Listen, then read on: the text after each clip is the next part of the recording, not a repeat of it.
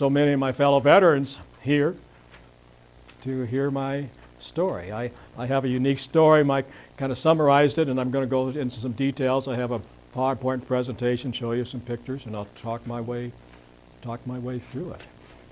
And I'll tell a quick story about the donut dollies.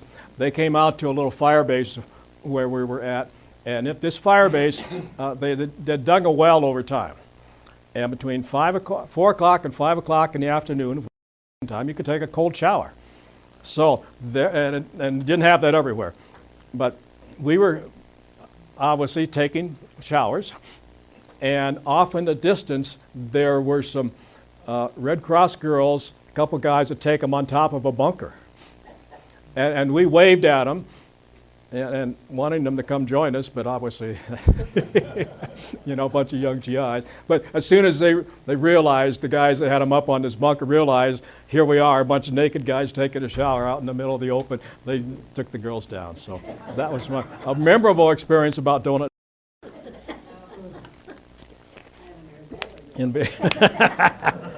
This is my wife, Marilyn. You don't have to know everything.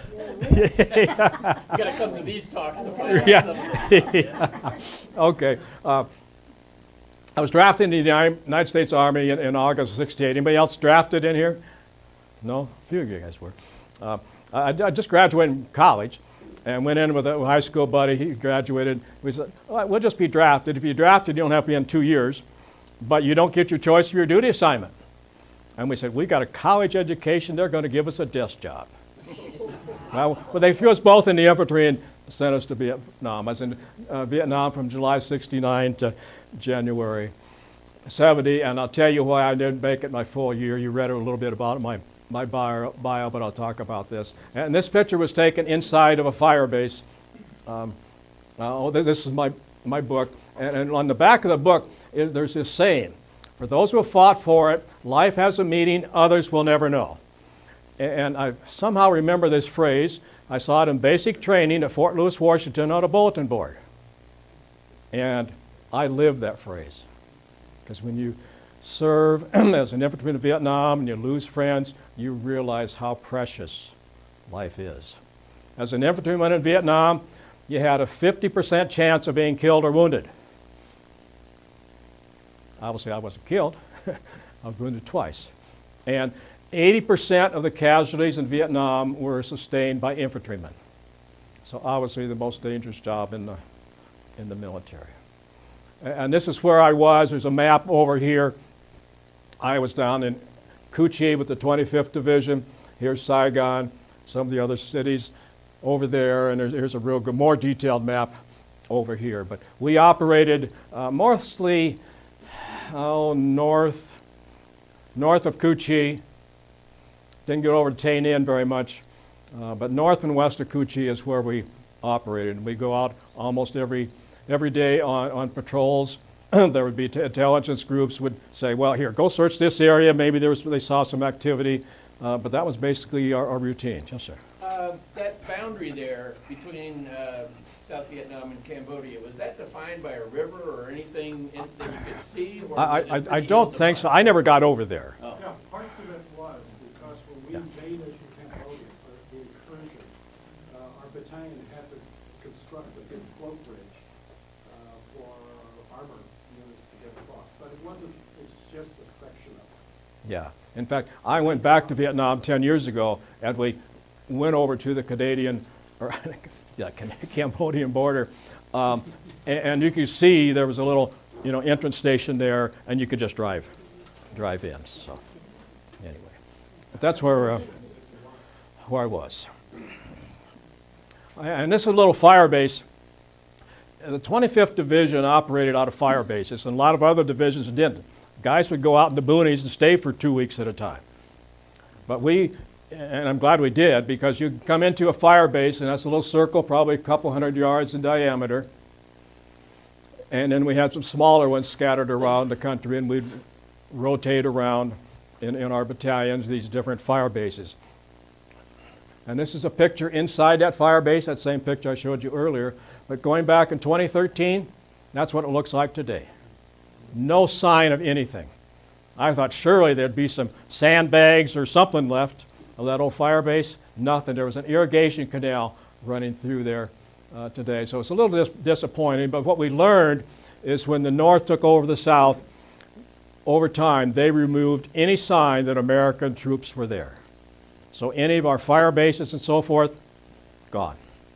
Gone. That's just what they did. Even our division base camp in CuChi is now a North Vietnamese or Vietnamese military installation. So they continue, and you obviously couldn't get close to there. And this is a bunker inside that fire base. And we stayed inside those big sandbag bunkers because the enemy would sometimes attack a fire base. They'd shoot in our mortar rounds. So we'd normally sleep in there. We'd pull guard at night. 2 guys would be pulling guard at each bunker. The rest of us would be sleeping inside the bunker. We were told that these bunkers could withstand a direct hit from a mortar round. I never experienced that. Didn't want to experience it. But that's what we were told. They were just huge. And obviously you can see it was at Christmas time. We had a Christmas tree there. And anybody know what those boxes, they were filled with dirt. Why we had those boxes in front of the entrance? Anybody know? It's called a splash wall. There was no doors on the bunkers, but these were filled with dirt. Say a mortar round landed right here. If you didn't have that cover, then the shrapnel could go right in the bunker. So it's called a splash wall because we didn't have a door, so you can get in and out real quick. So it's called a splash wall, and every bunker at every fire base had a little splash wall in front of the entrance. And then there was a few little peepholes on the front side of the bunker so you could see out front in case anybody did get in. What we also had, we would set out claymore mines out front. Many of you probably know what claymore mines are. It's like a huge, huge shotgun. Have an electric wire come back inside the bunkers with a detonator. So we had claymore mines set out front. Concertina wire. Many of you are probably familiar with concertina wire. Several coils of wire out there to prevent them from coming in. And we also had trip flares. Somebody come in, they trip a flare and a big bright light. So that was kind of our protection that we had at night in our fire base. Shortly after I got to Vietnam, probably in August of '69, we were at a fire base and we got hit with mortar rounds. And there were 10 guys in another platoon who were all seriously wounded. It was dusk and guys were still standing outside, and oftentimes you can't hear them. You may be able to hear a little whistle once they get close, but it was too late. 10 guys were wounded by incoming mortar fire, and it happened, actually this fire base that I just showed you, that picture, happened a couple times. And some of the guys in our platoon were wounded. We had our battalion sergeant major was taking a shower in a little makeshift shower. A mortar round landed right next to that shower. He lost his leg from mortar rounds. So. You know what those guys are doing? Yeah. Let me get over here. I don't block in your view. Yeah, they're burning the poop. That was our a little outhouse there. No electricity, no running water, no sewage facilities out in the boonies. So every day, someone would pull that little barrel out from underneath the outhouse and pour in some diesel fuel and burn it.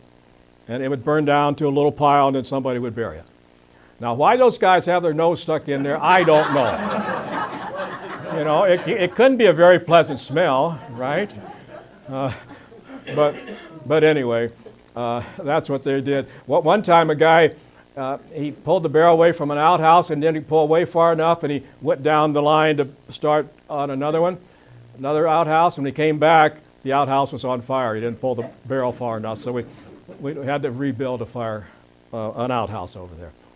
Okay, and the guy in there with no shirt, he was our medic, Doc Jackson, and he died of cancer related to exposure from Agent Orange. And this is a member of our platoon, and that's his gravesite out in San Diego. Died in 2006 of cancer. Doc Jackson, really nice guy. And if you ever got hurt, you want Doc Jackson to be there because he'd risk his life to save you. Yes, sir. Was that duty rotated, Yeah. or was it punishment? No, no. Well, actually, it wasn't necessarily punishment. It wasn't very pleasant duty, but it was a lot safer duty than going out in the boonies. And, but yeah, you rotated. You rotated it. And that's if you had enough water, you could take a shower like that. Just pour some water in a canvas bucket and take a shower. We didn't always have enough water, so sometimes you didn't get a shower. You know, you'd splash a little water on you every day or two to clean up a little bit. And like I say, at that one fire base, we actually had showers. It was cold. It was always cold, but a cold shower is better than no shower over there. And it's usually hot, so it wasn't that big a deal to take a cold shower. Anybody know what that is? In 155, artillery gun. And that main fire base that I showed you, we had, there was 3 of those. And what we would do, if we got into a firefight, just imagine, you know, you got a bunch of us here and a bunch of the enemy over there shooting at each other, throwing hand grenades. That's pretty dangerous business. So what we would do, if we were able to, obviously you engage them, but if we had the opportunity, we would pull back, maybe 100 yards or so. And we'd call in mortars, and we'd call in artillery, and we'd call in helicopter gunships. And if need be, we'd call in the Air Force or Navy, and they'd drop 500,000-pound bombs. And sometimes, a couple times, I remember we ran into bunker complexes, enemy bunker complexes. They just built bunkers into the side of the countryside. You couldn't even kind of see them. They were so well camouflaged. And after we would call in the airstrikes and the Air Force and then napalm, there was nothing left. So we'd just sit back and watch far enough away, and we're taking any casualties. And generally, there were few of any enemy survivors after all of that. So we'd call these guys, they'd shoot around, I don't know, about this big, 8 or 10 miles, a 155, something like that. And they were pretty accurate. We had maps with 1,000-meter grid lines, and they were all numbered.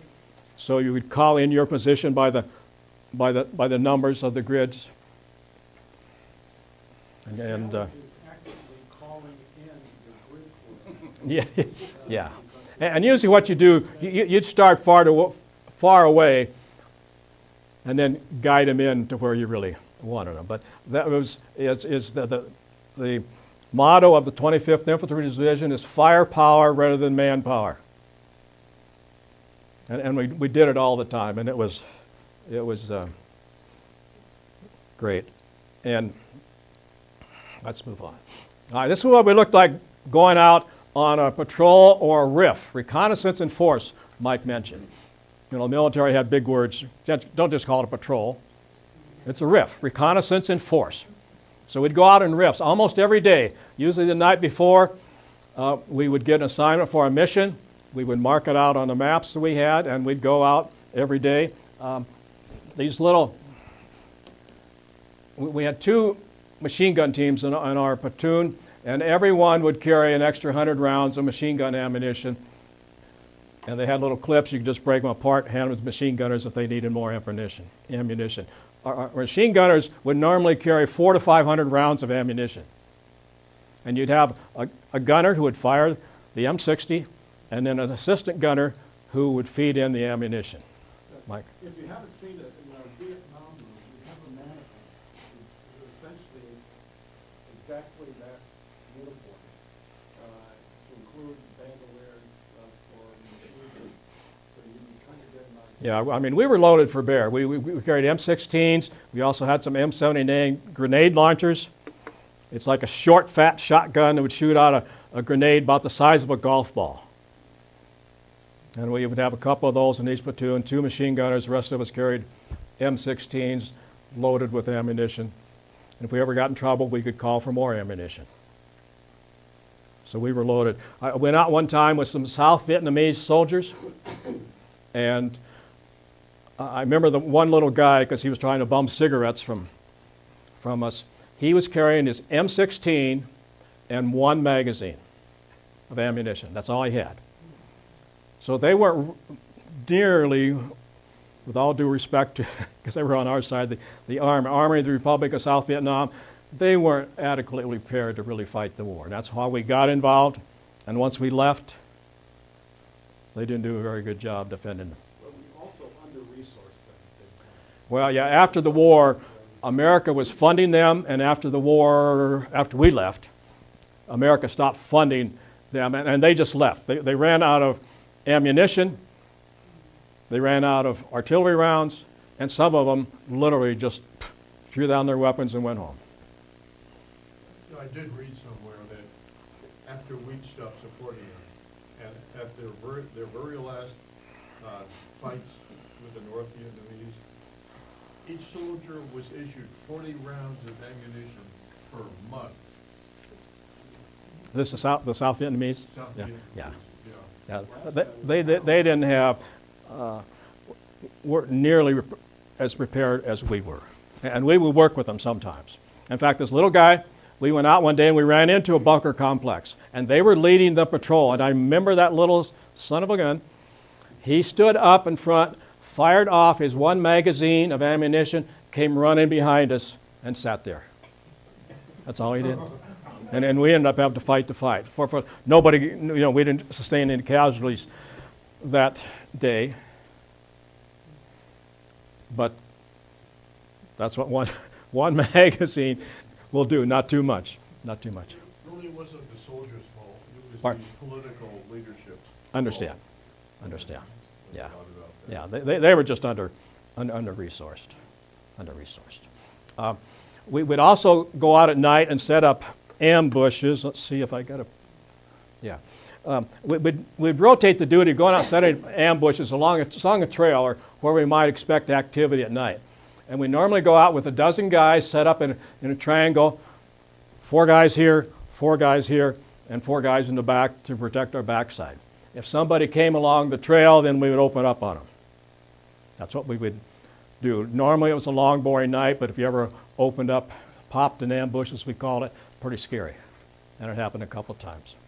We went out one night on September 16th, 1969, to set up an ambush. We got ambushed.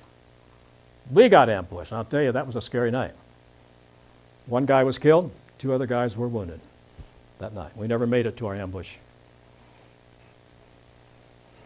site. This inside our fire base, you can see it up in the background. There's a guard tower. There's a guard tower at each of these fire bases. We didn't normally pour a guard during the day, but there'd be a couple people up in the guard tower just watching over the countryside during the day. And then at night, usually we would have 1 person on each side of each bunker pulling guard, 1 hour at a time. The next guy would come in and take their shift. I have this picture. See this guy in the front? What do you think his nickname is? See the color of his hair? Huh? He was red. And we all had nicknames. Anyway, sadly, Red was killed by a booby-trapped hand grenade just before Thanksgiving in 1969. And he was walking, probably about from me to that door. I was right behind him. Nobody else got a scratch. And what the enemy liked to do is they'd take a hand grenade, put it in like a tin can, pull the pin out. Somebody would come along and trip the wire, pull the hand grenade out, it'd explode. Or they'd maybe just attach a hand grenade to something and attach a wire to the pin. Somebody would come along, trip it. A few seconds later, it would detonate. And understand, it's not like you're walking here on a nice open carpet. You know, there's so much vegetation. I got some pictures showing the vegetation. You can't see a little thin wire, or even it would be a detonator. You step on a detonator. Just couldn't see it. So much vegetation. And what happened? Our point man tripped the wire unknowingly. When Red came up, he ended up dying on the way to the hospital. And I still call them booby traps and landmines. Today they call them IEDs, improvised explosive devices, but I'm sure most of you are probably going to call them booby traps and landmines. And there are a lot of them in the area that I operated in. That's a cobra. A dead cobra snake was in one of our fire bases. Somebody shot it, and some we were with some South Vietnamese Army guys. They took it and they had it for supper. They ate it. We didn't want it. They'd eat rats. There'd be rats as big as a cat. They would eat them. Most people ate them. They ate everything. And the guy up there on the right, that's a picture of him. He's going in a tunnel. Bob Ryken is his name, and that's what he looked like a few years ago. Lives out by San Francisco, and he was seriously wounded in December 1969. And I've seen him a couple times over the years. He's doing well. He doesn't walk as well as I do, but he's doing well. But there were a lot of snakes over there, mice, everything. I got this buddy of mine that I mentioned got drafted with. He was up north farther in the highlands. One of his friends was out on a remote position on guard duty. A tiger stuck in and killed him. Attacked the guy and killed him. So I didn't see any tigers down where we were. We went out one day, and again, look at all the vegetation around there. We were walking through grass. It was probably about chest high. And somebody started shooting at us. And we could see there was a grove of trees, maybe about 100 yards or so up in front of us. We called in a helicopter gunship rather than move in, not knowing what we had. They circled the trees, opened fire. Then we moved in, and they killed two enemy soldiers that were up in the trees shooting at them. And this is one of their AK-47s that we captured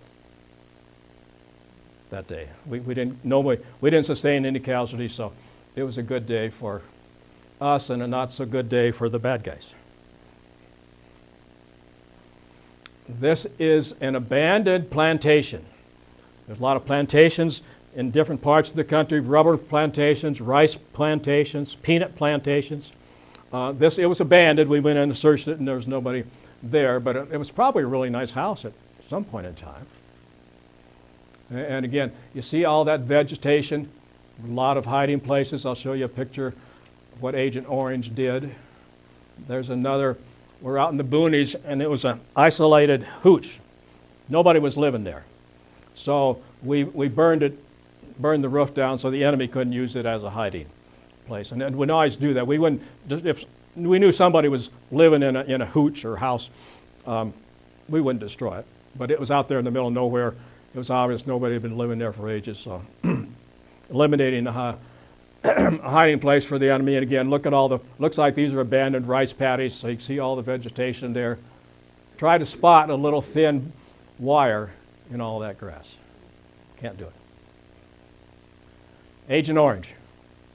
That's what Agent Orange did. They would spray part of the countryside, then they would bring in engineers with bulldozers. And they'd take two bulldozers and maybe couple hundred feet apart with a big log chain, and they'd just drive through and knock everything down. And we liked it because it eliminated hiding places for the enemy. They didn't tell us that stuff will kill you. And I've got several friends who've died of cancer from exposure to Agent Orange. Fortunately, I haven't had any effects, so I'm doing okay. See that little mountain way in the background? And maybe see it. Anybody know what that is? Nui Ba Dien. It's called the Black Virgin Mountain. It's over, in fact, it's right here on this map, right here, that little dot, it's Nui Ba Dien. And I looked up the other day, it's like 3,200 feet.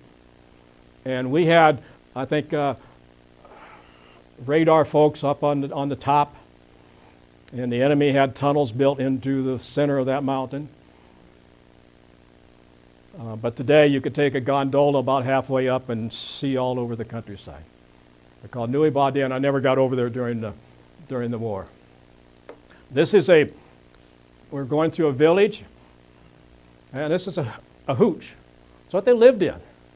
Doesn't look like much, does it? Well, it wasn't much. They were wide open. They only got part of a roof, and made of stone walls or mud walls. Again, no modern conveniences, no water, no sewer facilities. In fact, in most of the village, their toilet was a hole in the ground. They didn't even have an outhouse, just a hole in the ground. So that was it. And we'd go through, the guy standing there in the foreground is one of our medics. We'd go and try to take care of the little kids. Moms would come up to us and say, hey, somebody needs some help. So we'd try just a little PR, so to speak, with the local civilians. But that's how they live, pretty primitive. Dick, did you usually have an interpreter with you or something? We did. We had two guys that were called CuChis. Ever heard the word CuChis? And they were former enemy soldiers that were either captured or surrendered, and they acted as kind of scouts for us, and they could interpret. Now, not everybody trusted them. I trusted them. I mean, they carried weapons just like we did, but they could interpret for us. And usually, each platoon, an infantry platoon, at least in our division, was 20, 25 guys. You know, the numbers would go up and down depending on when guys would come and go. And when we'd have two CuChis normally at our disposal. And they, like I say, I trusted them. Not everybody did, but they would help us interpret and communicate with some of those folks. Hueys, UH-1. What we'd often do from our fire base where we were operating, sometimes we would go out in what's called an air assault mission.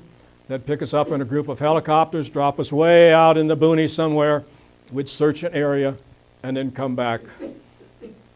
Normally they'd pick us up if we were too far away so we didn't have to walk all the way back. I loved flying on Hueys.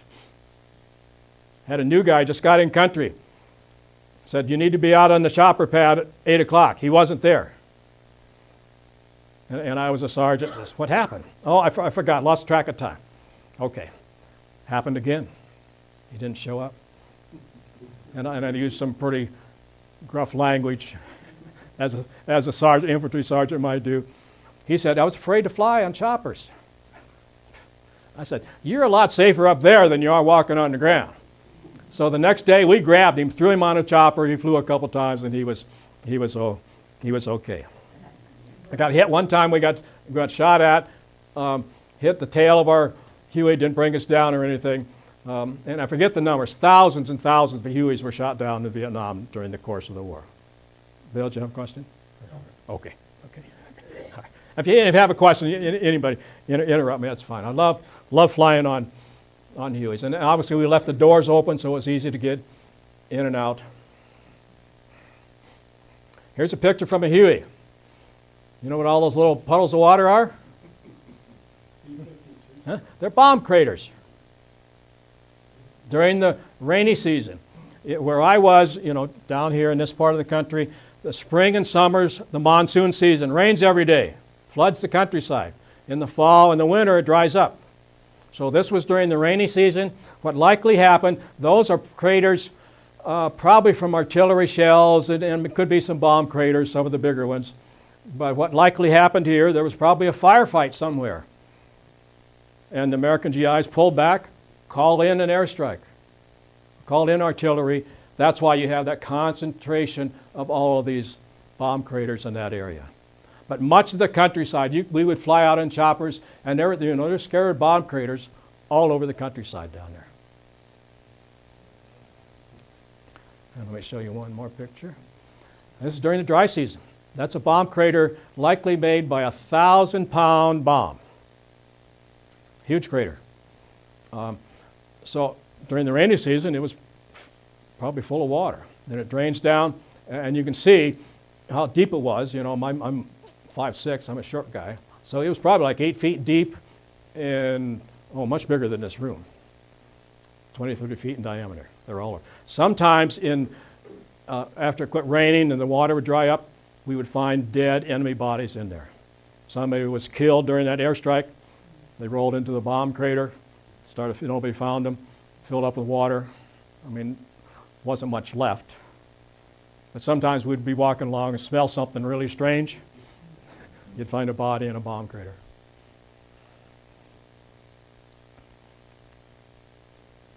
Just back to the rainy season. All those little squares are rice paddies.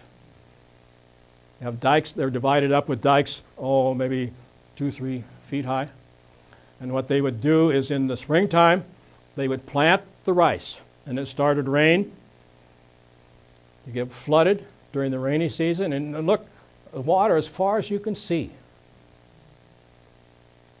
Water everywhere. Today, we went back, as I mentioned, in 2013, they have this huge, huge reservoir. I think it's like 100,000 square miles that they control the water. And they actually can grow two crops of rice rather than one. When I was there, you grew the crops of rice. I'll show you. This is a little bit later on. There's Nui Bai Den way in the background. The rice would grow up, and then in the fall, it would all be dry, and people would come through and chop down the rice stalks by hand. And then this little guy was taking the bundles of rice, beating it against the sides of that little contraption he had. The rice kernels would fall into the bottom, and they'd take it back to their houses. So once they did this, usually around November or so is when they harvested the rice. Now, through their irrigation system, and you saw that one irrigation canal in an earlier picture, they can flood the rice paddies a second time and get a second crop over there. So, anyways, what they're doing. And you have this huge, huge reservoir. Nobody can use it. You know, any nice reservoir here in the United States, you know, there's nice little houses and cottages all around it, you know, selling for $1 million, and people are out there in their boats. Not over there. Nothing. You can't even go on that reservoir with a boat. You could, they said you could fish from the dock or from the shore. That's all you can do. It's very, very controlled existence. Our tour guide said you can't own any kind of a weapon. You know, we talk about gun control here in the United States. Anything more than a kitchen knife is considered a weapon. And you can go to jail over there. So it's very, very... How do they cut the rice down? Well, they must have an exemption or something for... But generally speaking, it's very, very controlled, and particularly with their weapons over there today in Vietnam. This is me. We're back in the rear. We would normally, every 5 or 6 weeks, we would get what's called a stand down. Guys ever been on stand down, any of you? And it's mainly for infantrymen. We would get 2 days off, and we'd go back to our division base camp, CuChi, and relax. And here it looks like we were drinking some PBR, Pabst Blue Ribbon, and it looks like we're wearing some of it. And it was okay. Beer was 15 cents. And sometime when we were on stand down, it was free. So we were having a good old time. Basically 2 days off. You know, we go in, get some new fatigues, get cleaned up, and drink a lot of beer. Drink a lot of beer. Because we had kind of an unwritten rule in the field. I don't care what you see in the movies. We pledged each other to be straight when you're out in the field. You don't want to get drunk. You don't want to take, there's a lot of drugs over there. We had some guys taking some drugs out in the field, and they were falling asleep on guard duty, so we got on their case and it stopped. So we kind of had the unwritten rule. If you want to go and drink beer or take drugs or whatever, go back to the rear where it's safe. You didn't have to carry your weapons back there. It was safe. And it worked for almost everybody out in the field. And I know there's some movies about Vietnam and shows guys getting drunk and getting high on dope out in the field. That was the exception rather than the rule, at least in my case. Because you don't fall asleep. You know, you may never wake up. And this Rick Shields, the guy next to me, he came home.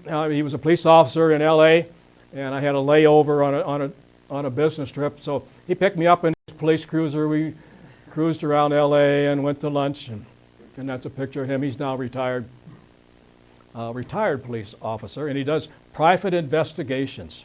I saw him one time on one of the cop shows they have, and he was on a vice detail, and they were out trying to catch hookers, ladies of the evening. And I gave him a bad time. My colleague says, "Your wife know what you do out there?" And he says, "Yeah." But anyway, he's a good guy. He got wounded 3 times in Vietnam and never got a scratch as a police officer. So he's doing well. These are a couple guys in a little fire base, and you can see kind of in the background coils of concertina wire, and we stretch that stuff all over. I'm showing you this picture to point out this guy, Glenn Haywood, on the 17th of December, 1969, he was walking as our point man, the first guy in a column. We'd normally walk across the countryside in 2 columns, maybe 20 yards apart or whatever, as long as we keep visibility. And we always walked in single file. And why did we walk in single file? You stay away from the booby Yeah. traps on the mines. Yeah, they might be there, but if you walked online, you're going to trip a lot more. Unfortunately, Glenn tripped a booby-trapped landmine. And landmines are designed to destroy vehicles. So you can imagine what it would do to someone tripping a landmine. There was this huge explosion. I was about the 3rd or 4th guy back. Went forward, grabbed another guy, went forward. The man second in the column, Leonard Spivey, was dead. The explosion killed him instantly. Went up to Glenn. He was in a crater bigger than this room, about 2 feet deep.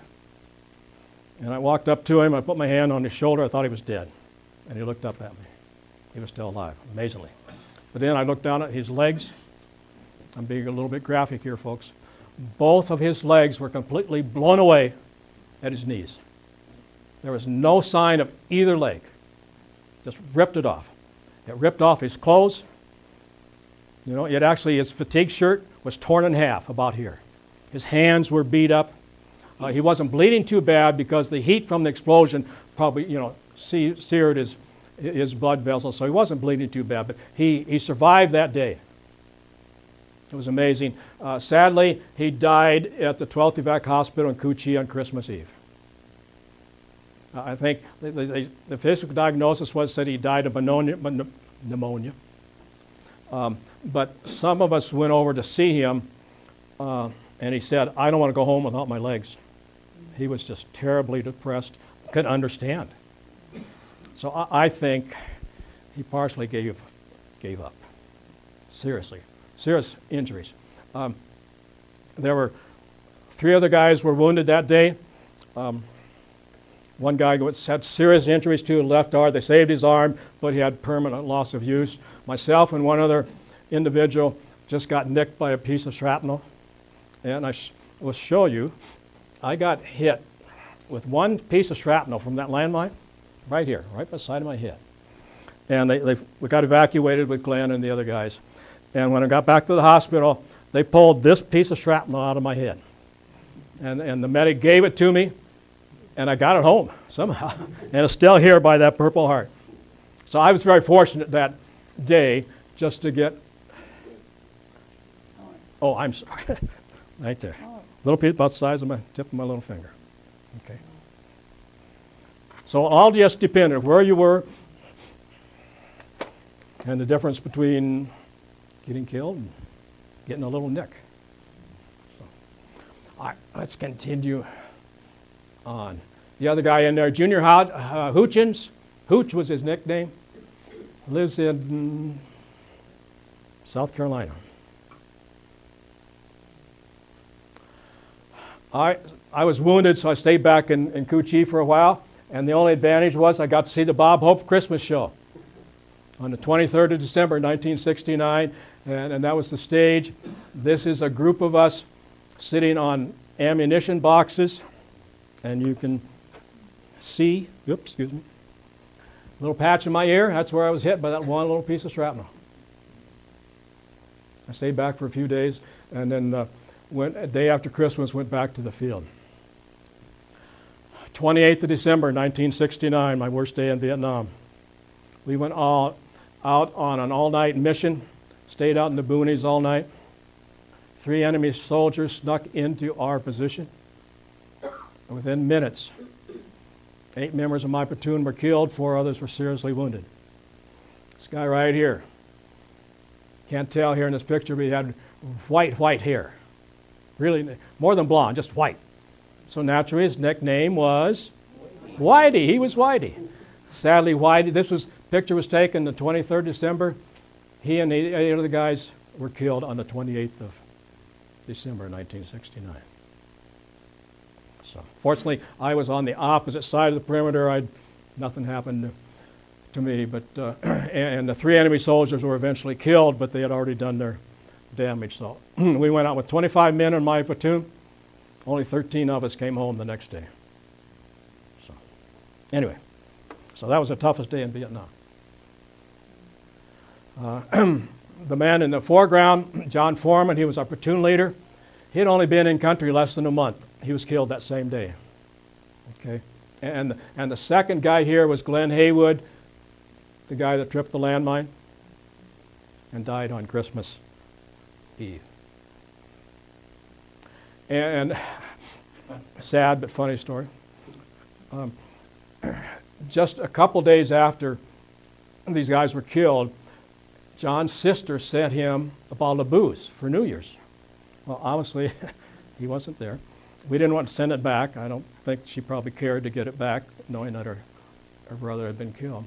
So it was Christmas Eve, and we had been put on light duty at a little guard post.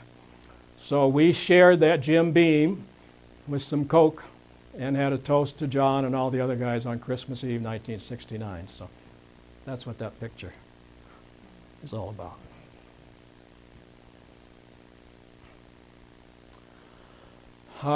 This is a picture of me and our 2 machine gunners. Each platoon had an M60 machine gun and an assistant gunner. These were our 2 gunners. This is Bob Emery. Joined the Army at age 17, turned 18. He was sent to Germany. Volunteered to come to Vietnam as an infantryman at 18. He was killed on December 28th, 18 years old. David DeBasio was an Italian from Rhode Island. Can you imagine what you would nickname an Italian from Rhode Island? What would you nickname a guy like that? How about Whop? Whop. That's Whop. That was Whop, and he loved it. He gave me my nickname, and I'll show you what my nickname was in a little bit, but he gave me my nickname. David died about 5 years ago, again, from cancer from Agent Orange exposure, living in Florida. And this is myself. That's me right there. We had a memorial service for the 10 guys in the month of December. 2 from the landmine explosion, 8 on the 28th of December. So we had a little memorial service, paid tribute to them in early January 1970. And as far as I know, all of these guys made it home fine. So that's good. Moving on. January 27th, 1970. I took a dozen guys out to set up an ambush, a little triangle that I showed you. While we were setting up that position, one of the guys tripped what they believed was probably a booby trap mortar round or artillery round. 5 of us got nailed pretty hard. A good friend of mine, he was injured the worst, ended up losing his leg above his knee, spent 2 years in a hospital. And I've seen him, he's doing well today. We've got together a couple times over the years and we talk periodically.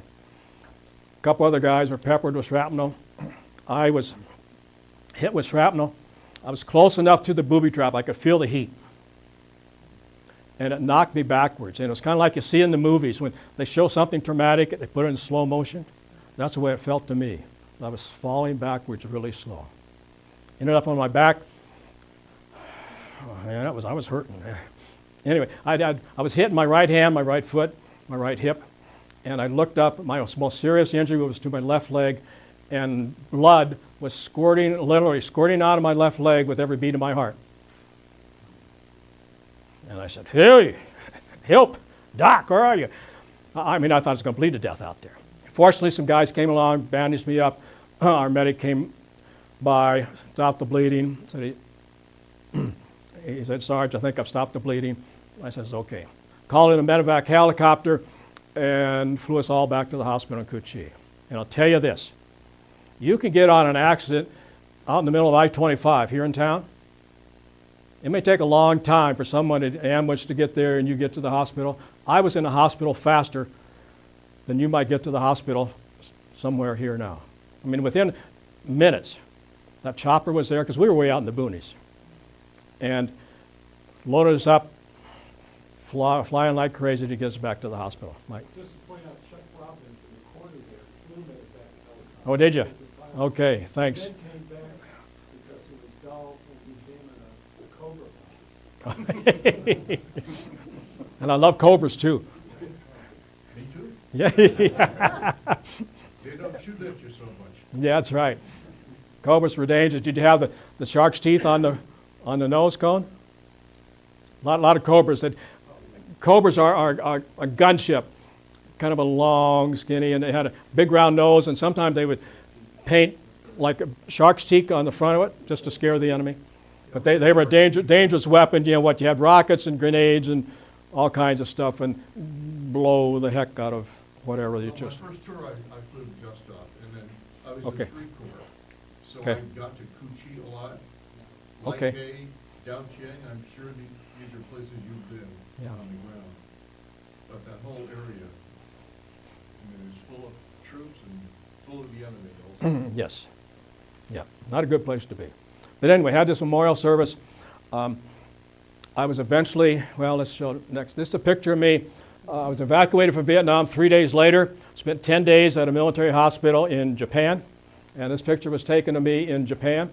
And you can see my right leg was bandaged, my right leg, and my left leg was amputated below my knee. I then moved on, and my name now was Hound Dog. And I don't know if you can see in this picture, but I had a lot of body hair. I used to have a lot of hair on the top of my head, but it must be Agent Orange that did that or whatever.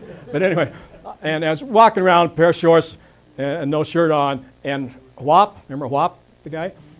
He says, "Sarge, you look hairy as a hound dog." So that became my nickname. Over the years, it's been shortened to just Doggy. So you can just call me Doggy if you want to. But that was my nickname. I instantly came back to what was Fitzsimmons Army Hospital in Aurora, which is no longer there. I was in the hospital a total of about 7 months.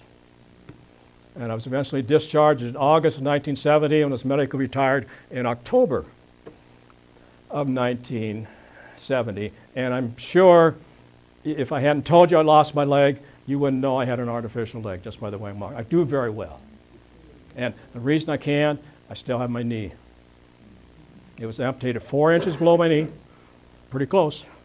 But if you don't have a knee, I've been called a BK amputee, below the knee amputee. If I was an AK above the knee, I wouldn't walk near as well. Just the way what you can do. And this picture was taken at Fitzsimmons. We were out drinking, looked like some light beer. The guy right here, Rodney Winchell, he was from a town not too far from me in Iowa. I didn't know him back there. But he lost his left arm and his left leg was seriously injured. And he toward the end of the summer before I left the hospital, it was obvious he was having trouble adjusting. And he got out, went to school for a while, but he committed suicide in 1990. Didn't want to deal with it anymore. And there's still veterans, 18, 20 veterans are still committed suicide today. And that's sad. So, and I've gone back, talked with his parents, and they just said he just didn't want to deal with his life any longer. These guys were 2 platoon leaders that we had.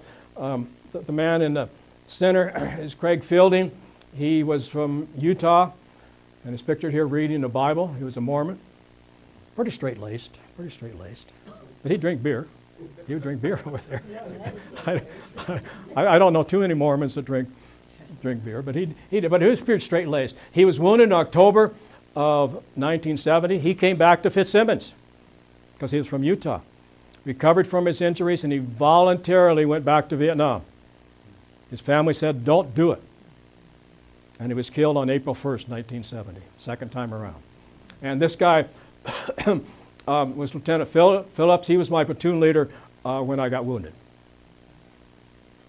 in January 1970. And this is we had a reunion with a bunch of the guys in Salt Lake City. We met Craig Fielding's family, and then we had a memorial service at this is Craig's grave at a cemetery in Salt Lake City. Great time. His family were great hosts for us, and added this. All the Purple Hearts everybody got. Here's Rick Shields, the guy that was a cop. He got wounded 3 times. I got hit twice. Some of the other guys were wounded while they were there. And of course, Craig, he got Purple Heart when he was wounded. And if you get killed in action, your family gets a Purple Heart too. So even if you're killed, you get a Purple. You aren't going to get the Purple Heart, but your family's going to get a Purple Heart if you're wounded or killed in action. This is Jennifer Dennard. I've met her over the years. Her father was Captain William Branch. He was my company commander in the fall of 1969. He moved on from that position. He was working in an intelligence battalion, flying all over the countryside, looking for enemy action and so forth. January 6, 1970, he was shot down and killed. 10 days before he was due to come home. Jennifer refers to her dad. She was only 2 years old when her dad died. The greatest man she never knew. And he was a good guy. He was a good guy, really good guy. Drink beer with him. Back in the rear. When I was in training, I never thought about drinking beer with an Army captain. But he was just a good guy, treated us very well. We got the job done, but he looked out for us. And this is Marilyn and I, my wife. Went back to Vietnam 2013. This picture was taken at a site real close to a guard post that we used to work out of northwest of Saigon. Beautiful countryside. Our guide told us it took 40 years for all that vegetation that was sprayed with Agent Orange, 40 years for that stuff to grow back. And there's many countries are chipping in, including the United States, because Agent Orange created, obviously there's a lot of news, I'm sorry, about all the illnesses and so forth, many GIs that have died. The biggest casualties were the Vietnamese civilians. Guided the water supply, their food, and there's, I can't forget the number, tens of thousands of Vietnamese civilians have died from Agent Orange exposure. So they're still spending a lot of money over there. This picture in the background is the presidential palace in Saigon, like our White House. And when the North came through into Saigon, they crashed through the gates, and that's where the North or the South Vietnamese surrendered to the North Vietnamese in that palace. And that's one of the tanks that crashed through the gates.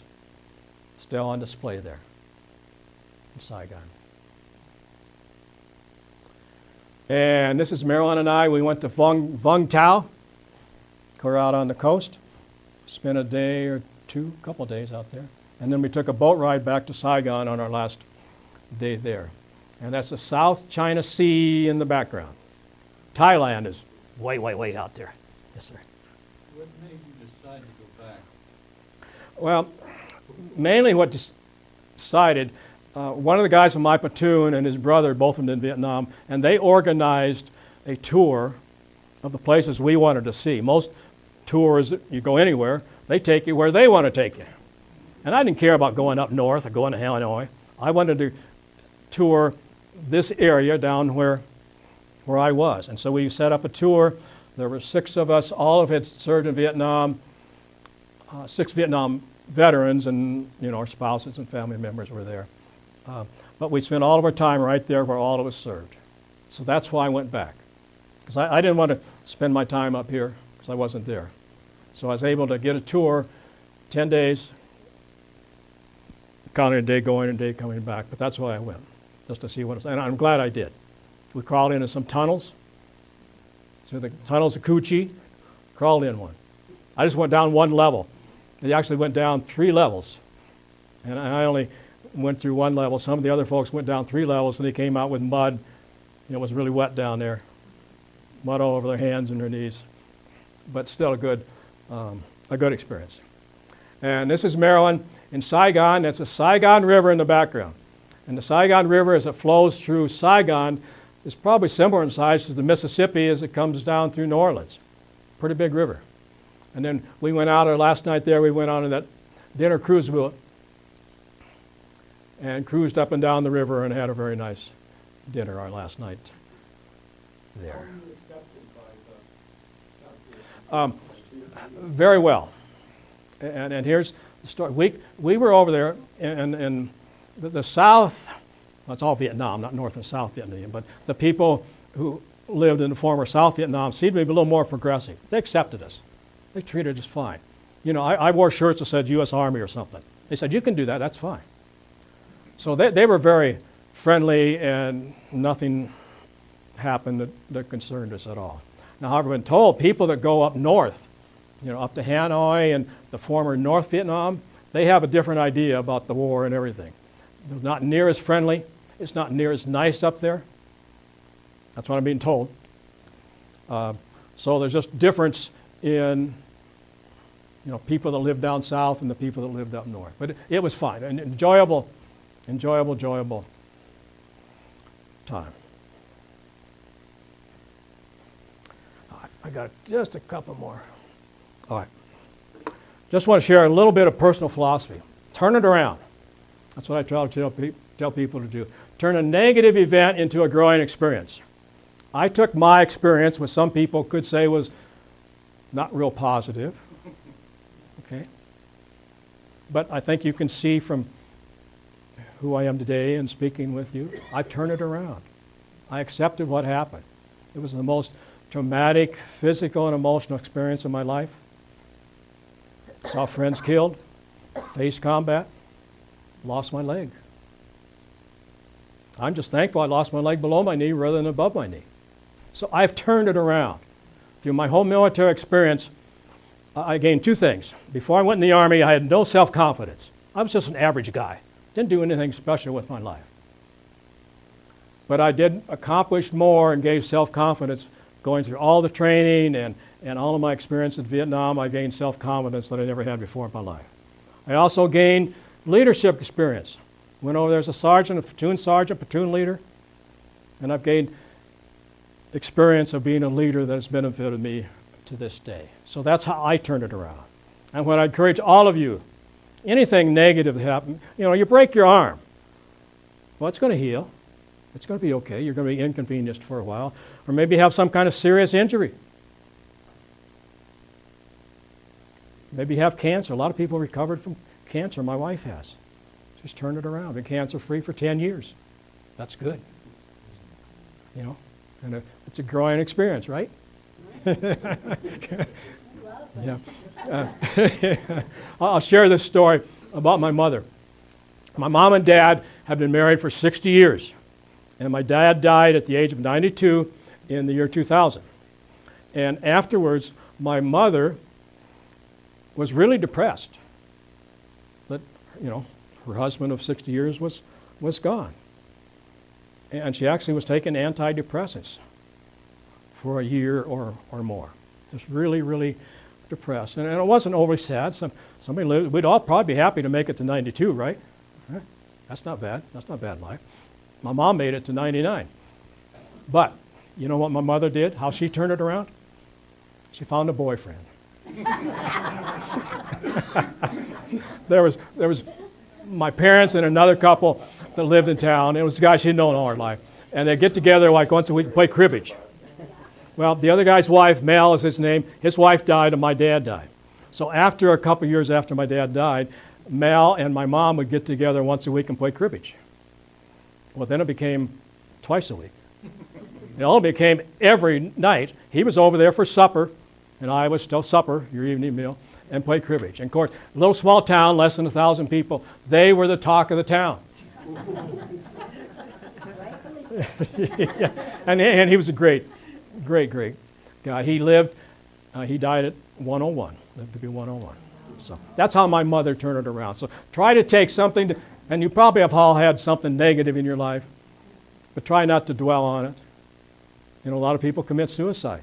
They give up. So turn it around and make it a growing experience. And that's all I have to say. Anybody have any questions?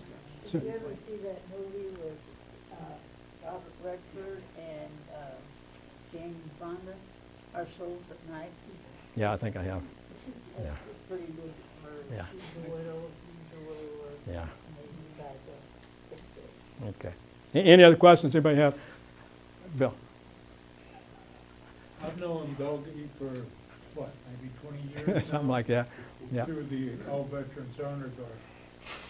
Anyway, I was way up north at July, and one night we were in a bunker, listening for things, and early in the morning, it sounded like troops marching down the beach. So we called in flares, and the beach was covered with crabs, light green. And needless to say, we caught all kinds of hell for attacking crabs. I was also referred to as in the rear with the gear by a friend of mine, but I tried to make sure that everybody I knew at least would get new gear when I had it available to them. So Yeah. that was my big experience there. We used to take motors once in a while. I was at July there. So anyway, I did not have all the experience that Doggy did, and I'm privileged to call him a friend. You bet. You Thank bet, you. Bill. You bet, Bill. Yeah. We spent many a day out of Fort Logan. So I'm usually the guy that says, ready, aim, fire, and hope everybody fires at the same time. And we do pretty good for a bunch of old guys. But if you have any questions, want to talk to me later, I've got some books, anybody interested in a book, some other information here. Yes, sir. Yeah, was that all your photography? Did you take all those pictures? Yes. Almost everybody had a camera. And so we took a lot of pictures. There was no restriction, so I have a lot more. Actually, the guy who was the cop in L.A., the last time he was wounded, he got shot in the leg. I remember his first time. He was laying there on the ground bleeding. They were patching him up. He handed his camera to someone and took a picture of his leg. I said, get a picture of this. And I saw it one time when I visited him. But yeah, we all carried cameras, and we found a way to keep them dry during the rainy season. One day when I was making a pickup out in the jungle, the guy was wounded. Yeah. He had a movie camera, and he was on the stretcher, sitting up with the movie camera, taking the picture, everything going on. You know? Well, you took a lot of video, movie films too. Maybe someday you'll see him. Yes. Okay. Well, thanks for all you coming out and listening to me and paying some questions, and somebody asked some questions. So just great. And I got a lot of time, so I'll gladly stay here and talk with any of you who may choose to talk to me. I'd like to give you one of our challenge coins. Oh, wow, that's nice. Thank you for coming and sharing Okay. with us. Okay. And guess what I have? I have my own personal challenge coin that I'm going to give to Mike. This is a picture from that one picture that I showed you earlier, me from Vietnam, and tells me when I was in Vietnam, and in the back there's a Purple Heart and the 2 dates that I was wounded. That's my personal challenge coin, so there Okay. you are. Thank you so There much you for joining us. And again, afterwards, please visit the Vietnam exhibit room if you haven't seen it. We have several small tablets there, and they have some excellent short videos that show you kind of what the infantry experience was, both in air assaults and also going through the jungle, and also on the river patrol. And there's a good example of management showing exactly what Declan as young soldiers wore. If you want to see how heavy a flak jacket was, we got several there, and the helmets. And the helmets you basically saw in here were no different than our fathers, grandfathers wore in World War II. It isn't until the later wars, Iraq and stuff, that we finally have the more protective helmets. The Kevlar. So anyway, thank you so much for joining us. Please come up and visit some more, and come visit us again. Thank you.